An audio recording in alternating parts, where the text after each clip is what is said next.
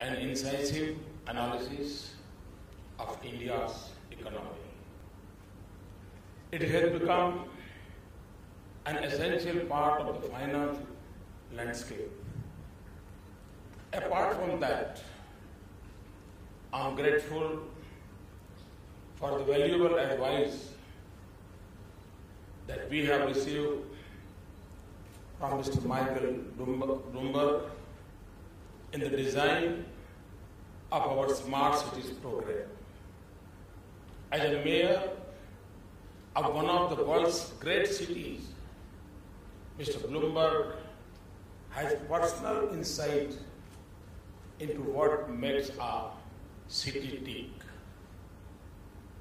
His ideas have enriched the design of our Smart Cities program.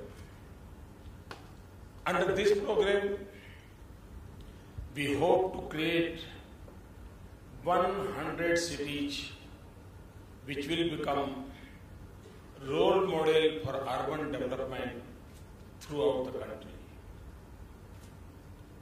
The world expects much from India in terms of contributing the global growth.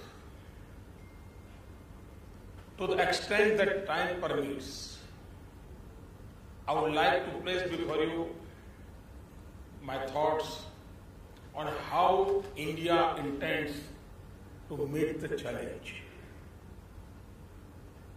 I will touch upon three major areas.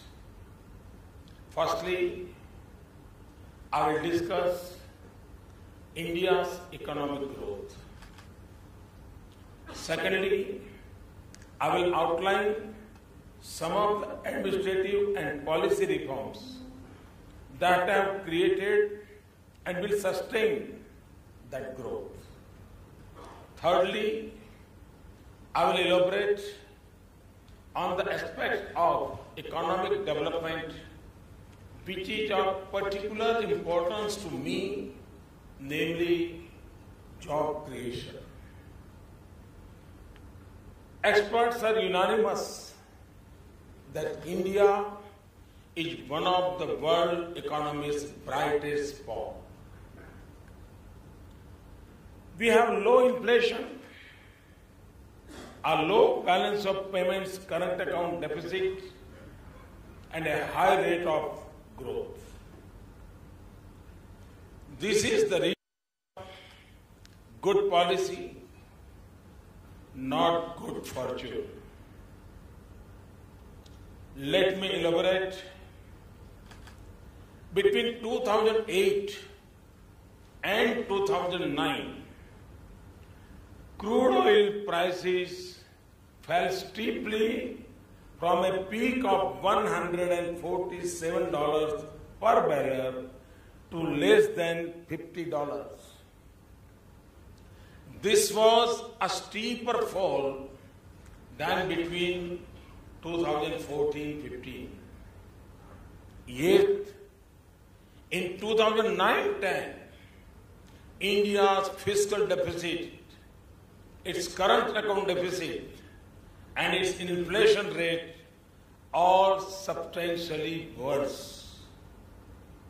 And this slide was a form of higher base figure for all three. But in 2015-16, all three have improved from a lower base.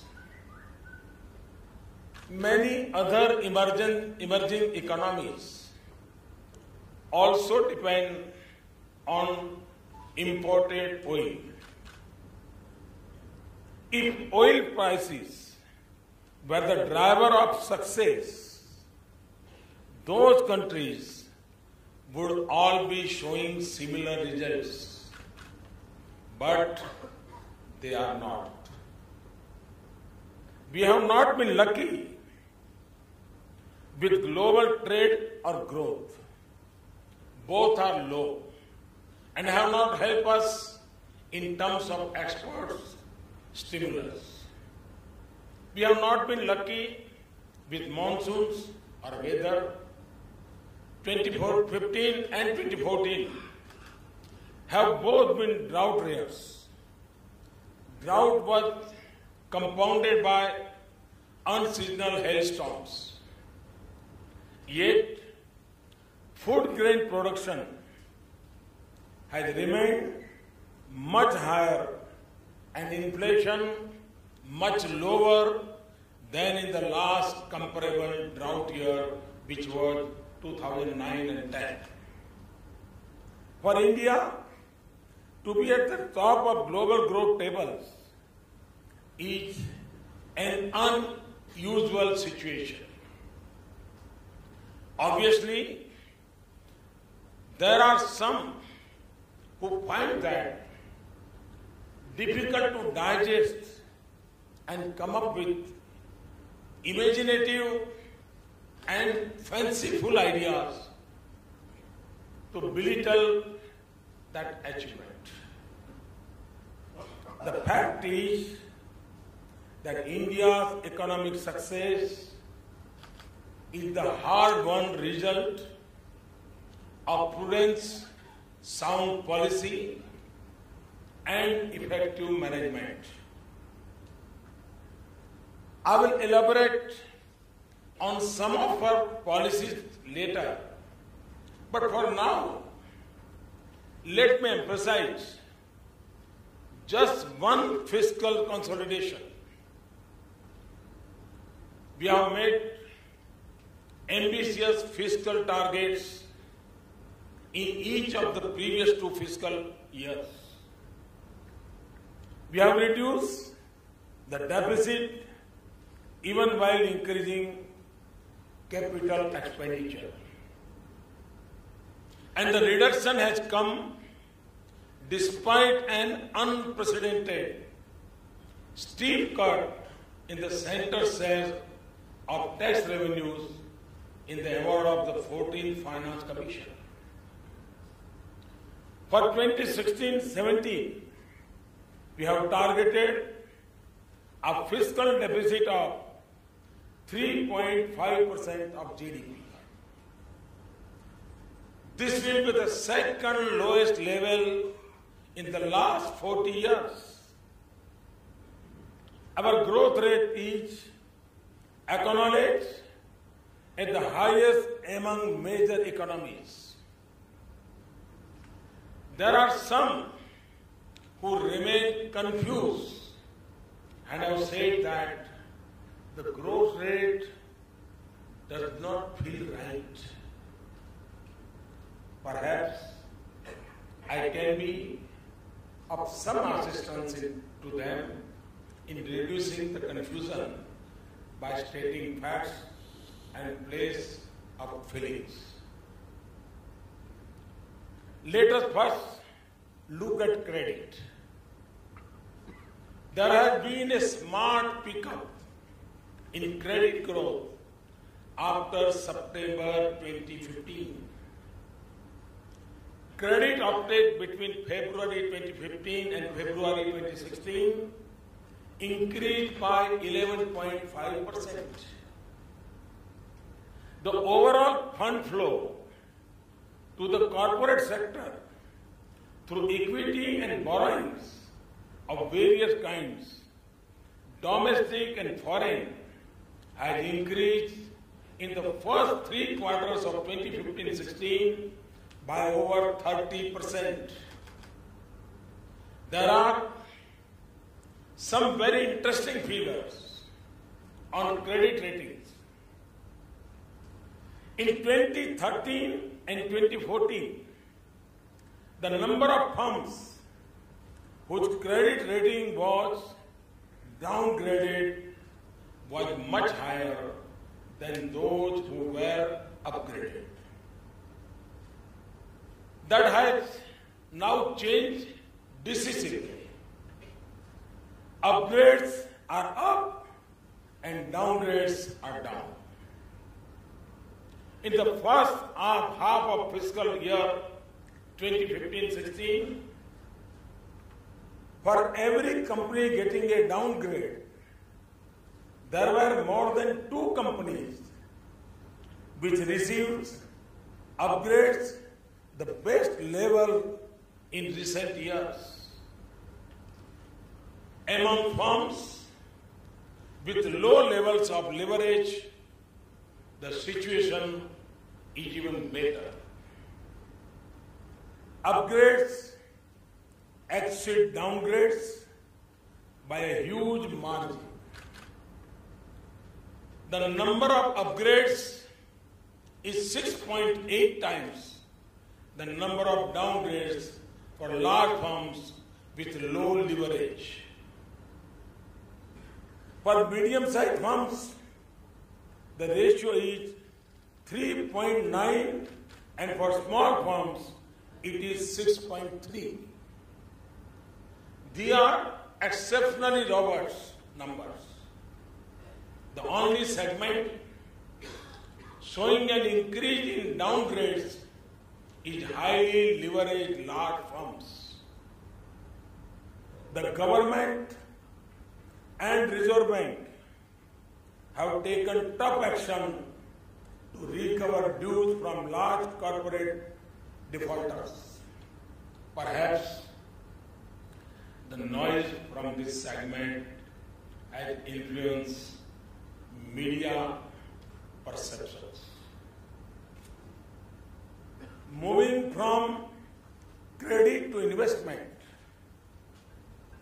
net foreign direct investment in the third quarter of the current financial year was an all-time record. But to me, more interesting is the dramatic increase in certain important sectors. In the period from October 2014 to September 2015, FDI in fertilizer was $224 million compared to just $1 million in the period October 2013 to September 2014. In sugar, it was $125 million compared to just $4 million. In agriculture machinery, it doubled to $57 million from $28 million. These are sectors that are closely connected with the rural economy. I am thrilled to see that foreign investment is flowing into this rural economy. In the year up to September 2015, FDI in construction activities showed 360% growth. Computer software and hardware had 285% growth. FDI in the automobile industry grew 71%. This is concrete evidence that the Make in India policy is having effect in employment-intensive sectors.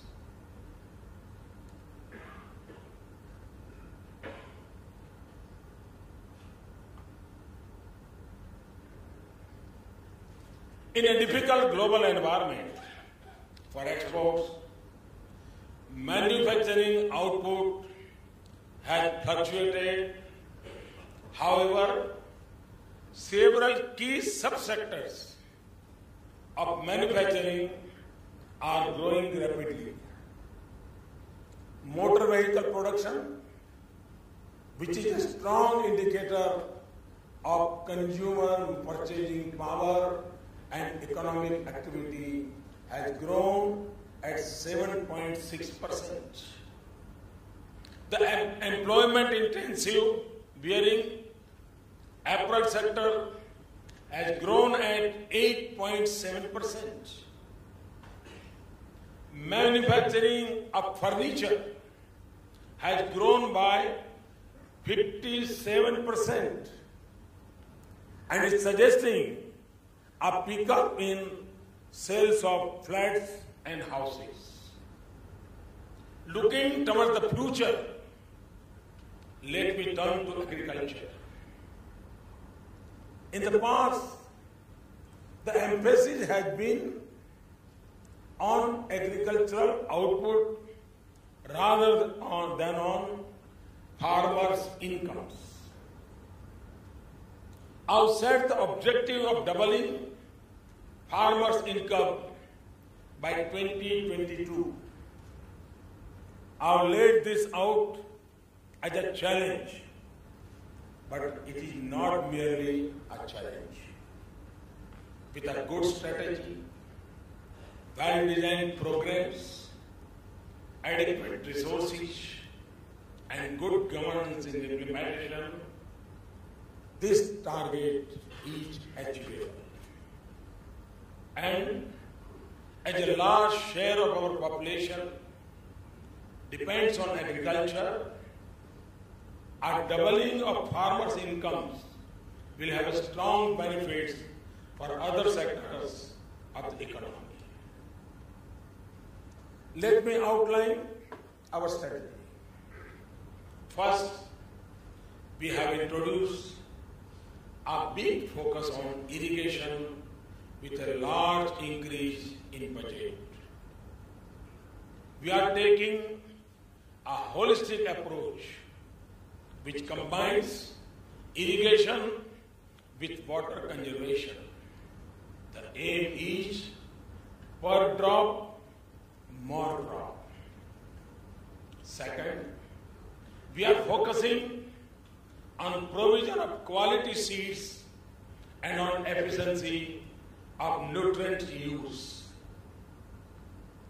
The provision of soil health cards enables accurate selection of inputs according to the requirements of each field.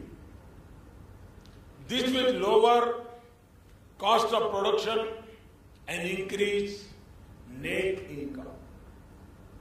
Third, a large portion of the harvest is lost before it reaches the consumer. In perishables, loss occurs in transit. In non-perishable, it happens during storage. We are reducing post-harvest losses through big investment in warehousing, infrastructure, and cold chain. We have greatly increased the outlay for agriculture infrastructure. Fourth, we are promoting value addition through food processing.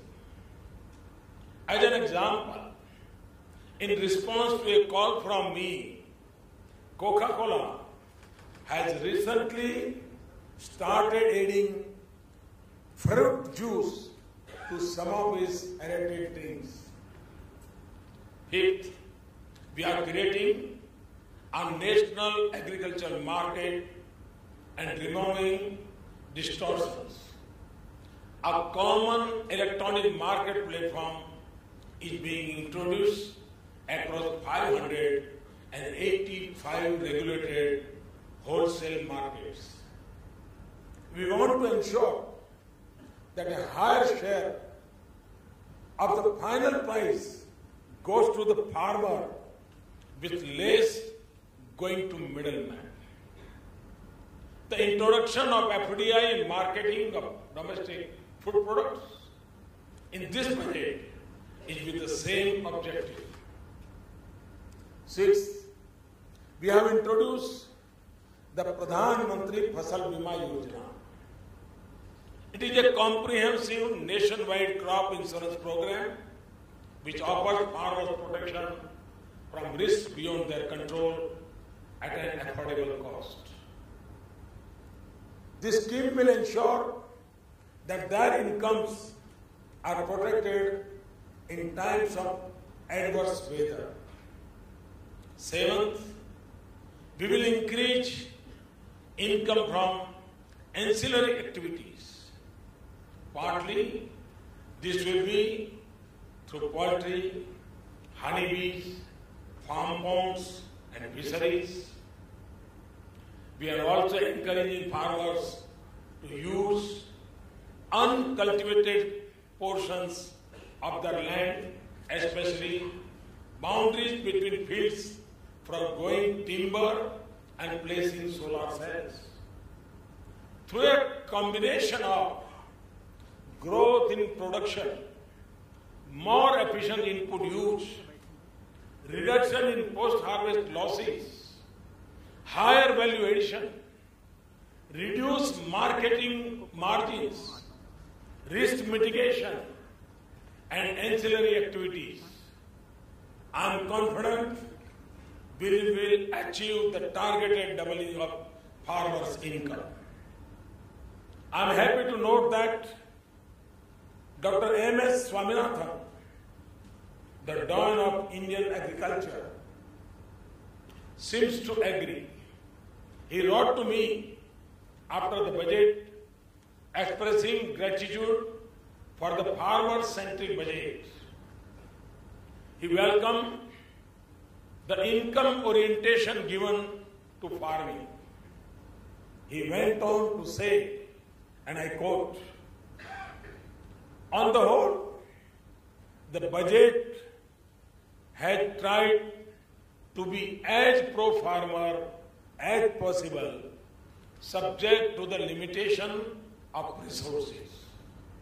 Seeds have been shown for agriculture transformation and for attracting and retaining youth in farming. The dawn of a new era in farming is in sight." Unquote.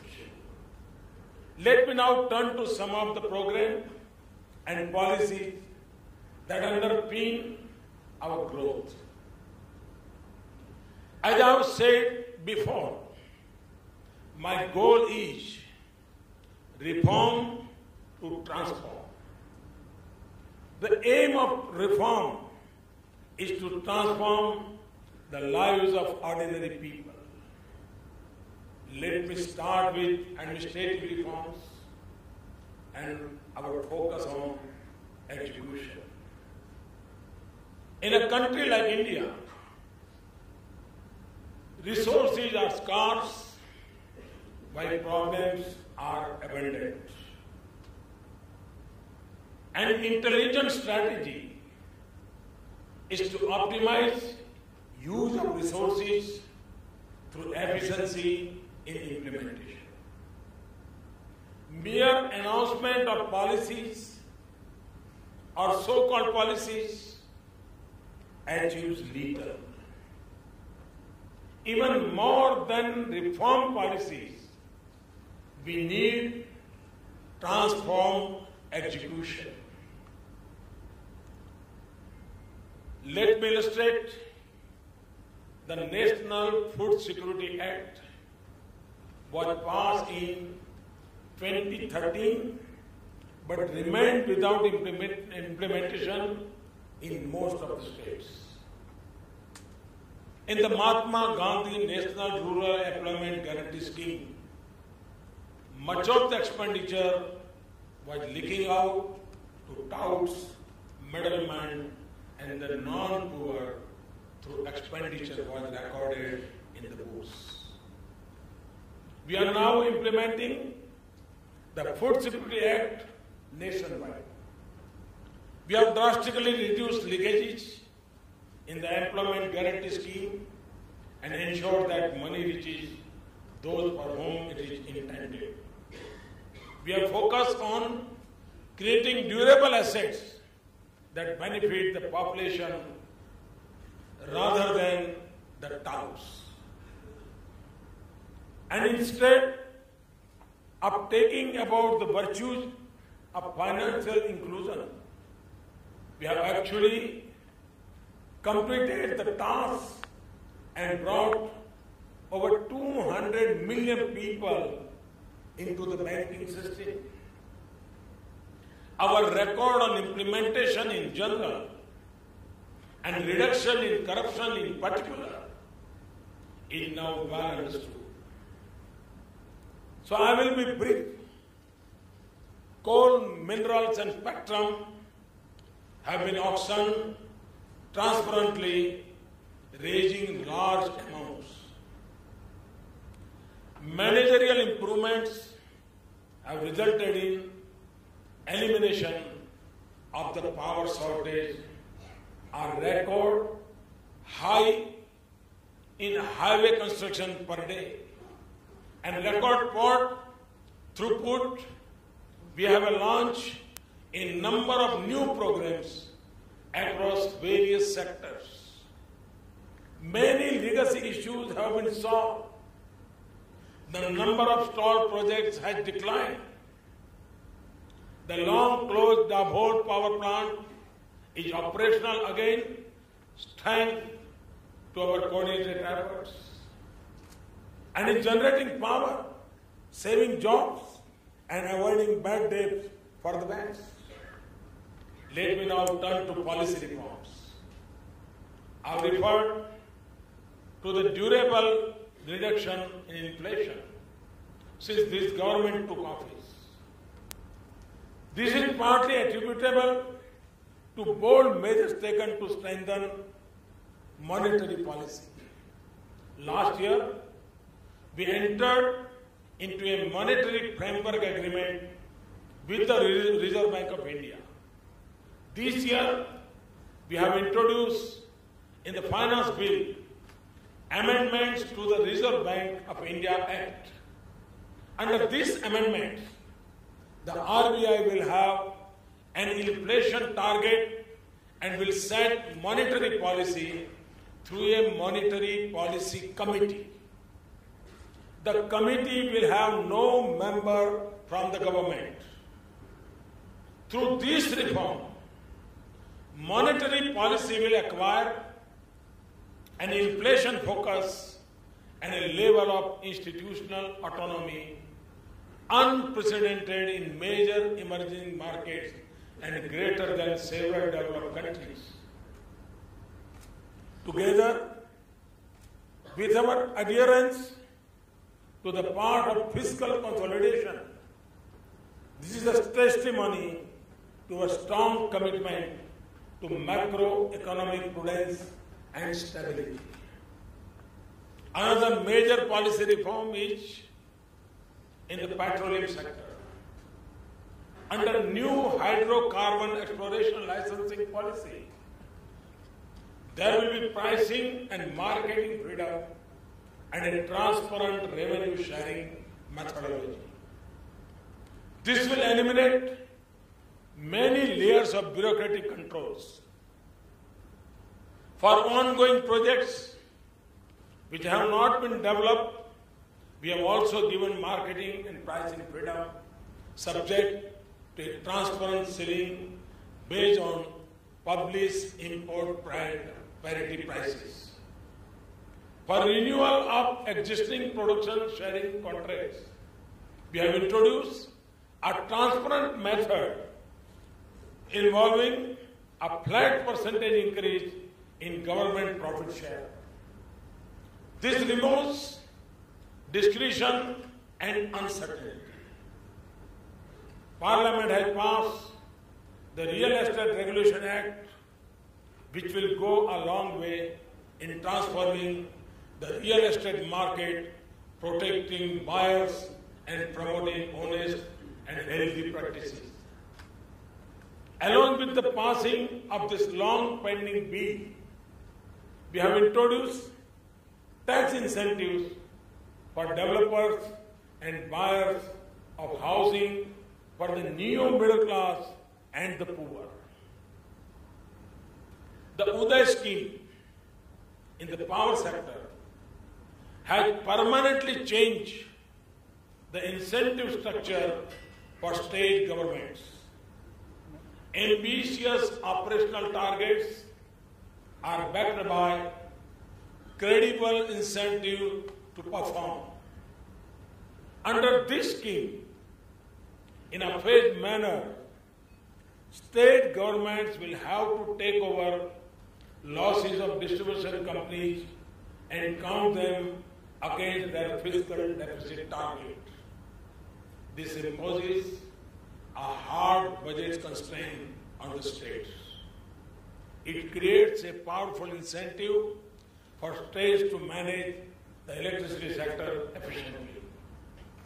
Already 9 states, accounting for over 40% of the total debt of distribution companies, have entered into memorandum of understanding with the central government. Another 9 have agreed to do so. You are probably aware of this government's sweeping policy reforms in renewable energy. From an average of less than 1,500 megawatts of solar capacity addition per annum, we are moving up to 10,000 megawatts per annum. When I announced our target of 175 gigawatts of renewables as a pillar of our climate change strategy, many were surprised and some were skeptical. Yet, this month, the International Energy Agency has reported that a surge in renewable has already halted global growth in energy-related carbon emissions. Parliament has recently passed a new law on inland waterways which will enable the rapid development of the efficient mode of transportation. This will increase the number of navigable waterways from 5 to 106. Foreign direct investment policy has been transformed by allowing investment in hitherto closed sectors like railways and defense and enhancing investment limits in insurance and many other sectors. These reforms are already bearing fruits. 2 new locomotive factories involving an investment of over $500 billion are being built in Bihar by GE and Alstom. In insurance, 9,600 crore rupees, approximately $150 million of FDI in 12 companies from leading global insurance has already been approved. We have enhanced the limits for foreign investment in stock exchanges and allowed them to be listed. I'm sure you are aware of the reforms we have undertaken to promote private equity venture capital and an ecosystem for startups. I note that this new economy is the focus of your panel discussions also. Finally, let me turn to the major steps we have taken in the area of generating employment. This is one of my highest priorities. India is a capital scarce, labor abundant country. 8. The corporate tax structure has favored capital intensive production.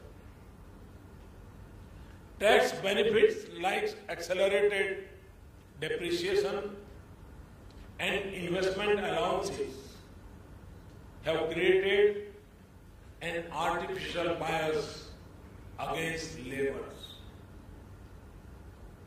Labor regulations have also tended to promote informal employment without social protection rather than formal employment. We have taken two important steps to change this. Firstly, if any firm subject to tax audit increases its workforce, it will get a 30% weighted tax reduction on the extra wage cost for 3 years. Earlier, such a benefit was available only to very few industrial employers and had so many restrictions that it was practically ineffective. It will now cover all sectors, including services, for employees with a salary up to 25,000 rupees per month. Secondly, the government has taken the responsibility for paying pension contribution for 3 years for all new persons enrolling in the employee provident fund. This will apply to those with wages up to 15,000 rupees per month. We expect lakhs of the unemployed and the informally employed to benefit from these initiatives. In a reform to eliminate corruption in government recruitments, we have abolished interviews for lower and middle level positions.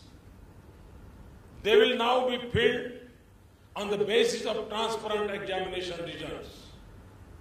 You are aware that results of government entrance examinations for engineering and medical colleges are being used by private colleges also.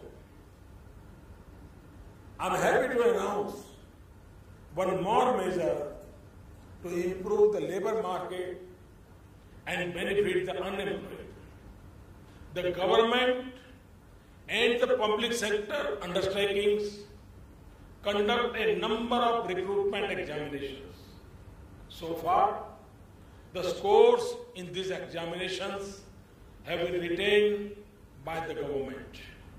Hereafter, we will make available the results and the candidate information openly to all employers wherever consent is given by the candidate. This will create a positive externality. It will provide a rich database which can be used by private sector employers as a ready-made and objective sourcing and screening mechanism. It will reduce search costs in the labor market for both employers and the employees. It will enable better matching of candidates from labor surplus areas with jobs in other regions. You may be aware of the spectacular progress of the Pradhan Mantri Mudra Yojana. Over 31 million loans have been sanctioned to entrepreneurs for a total value of nearly $90 billion this year.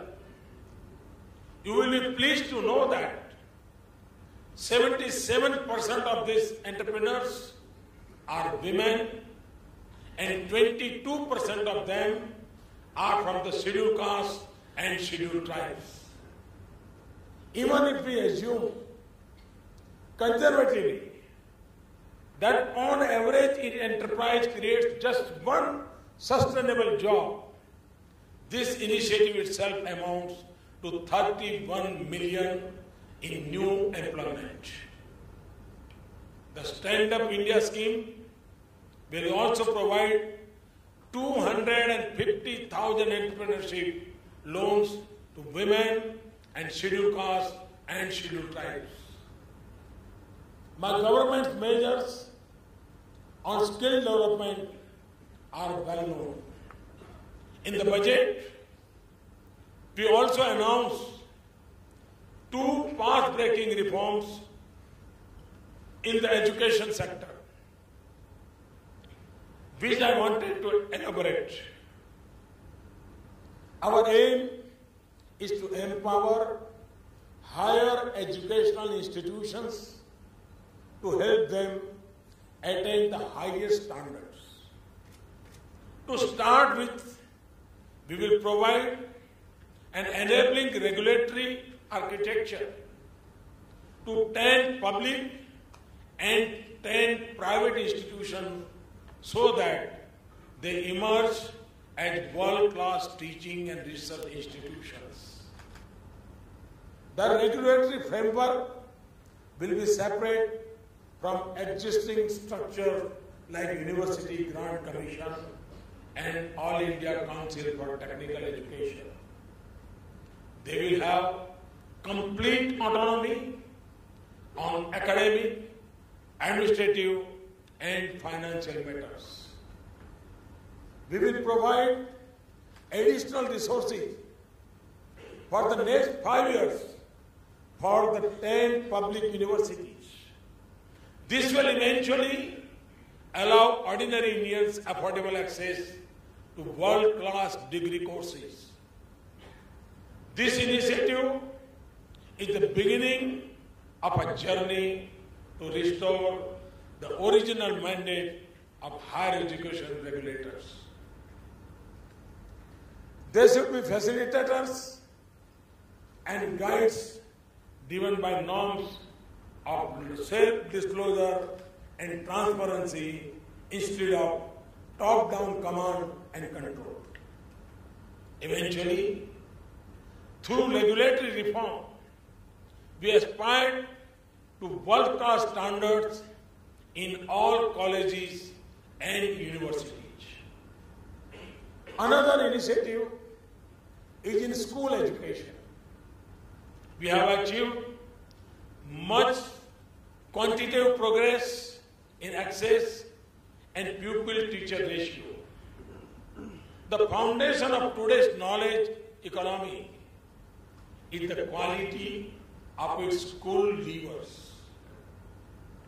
We have now decided that the quality of learning outcomes will be the government's primary objective. Accordingly, we will allocate an increasing share of resources under the Sarva Shiksha Abhiyan to quality. These funds will be used to promote local initiatives and innovations to improve learning outcomes.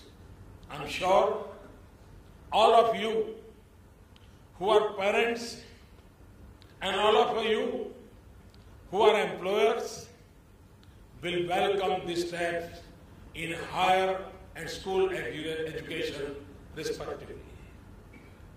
In conclusion, ladies and gentlemen, we have initiated many steps, many more lie ahead.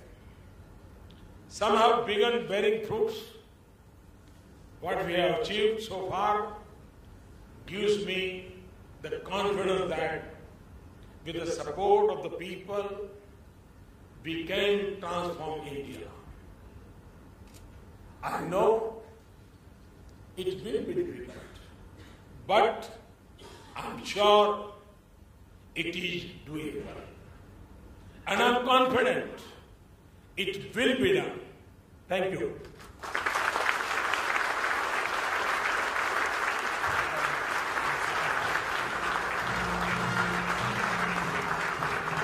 Prime Minister, please do accept this token of our appreciation from everyone.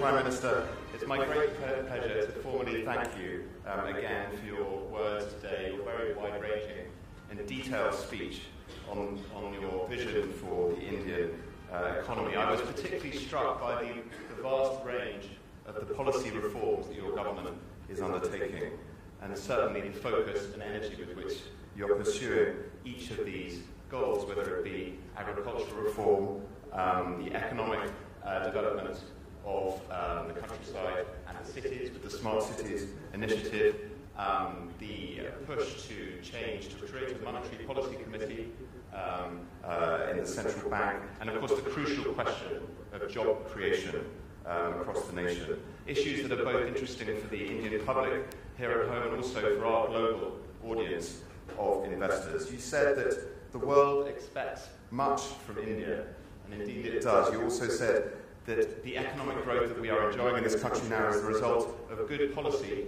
and not of good fortune. Well, we at Bloomberg do also wish you good fortune as you pursue your policies. So I would just like to thank you again and ask everyone to show their appreciation to the Honourable Prime Minister of India, Narendra Modi.